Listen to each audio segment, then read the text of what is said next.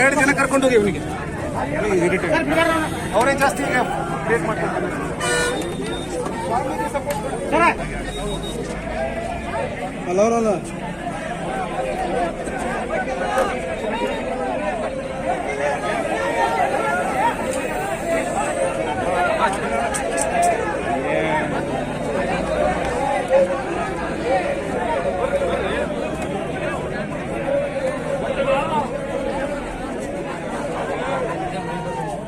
ಜಗದ್ಗುರುಗಳಾದಂತಹ ಜಯಮೃತ್ಯುಂಜಯ ಮಹಾಸ್ವಾಮಿಗಳು ಸುಮಾರು 4 ವರ್ಷಗಳ ಕಾಲ ಸತತವಾಗಿ ಶಾಂತಿಯುತವಾಗಿ ನಡೆಸಿಕೊಂಡು ಬಂದಂತಹ ಹೋರಾಟವನ್ನ ಇವತ್ತ ಭ್ರಷ್ಟ ಸರ್ಕಾರ, ಮುಖ್ಯಮಂತ್ರಿಗಳಾದಂತಹ ಭ್ರಷ್ಟ ಮುಖ್ಯಮಂತ್ರಿಗಳು ಇಡೀ ನಮ್ಮ ಕೆರಿಯರ್ ಒಳಗನೆ ಭ್ರಷ್ಟ ಮುಖ್ಯಮಂತ್ರಿ ಅಂತ ಹೇಳಕ್ ಇಷ್ಟಪಡ್ತೀನಿ.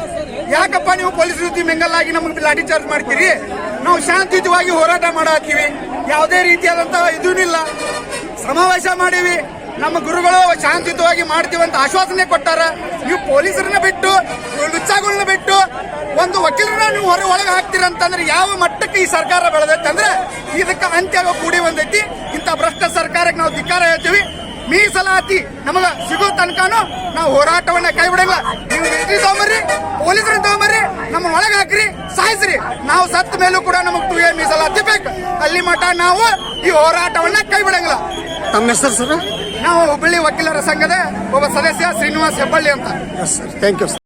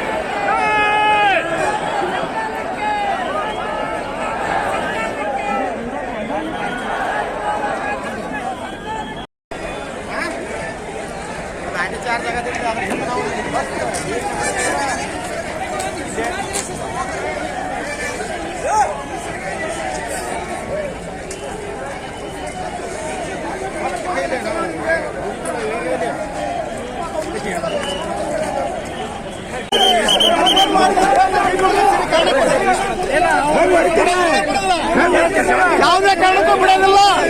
ಎಲ್ಲ ಸಾಹೇಬ್ರನ್ನ ಒಳಗೆ ಹಾಕಿದ್ದಾರೆ.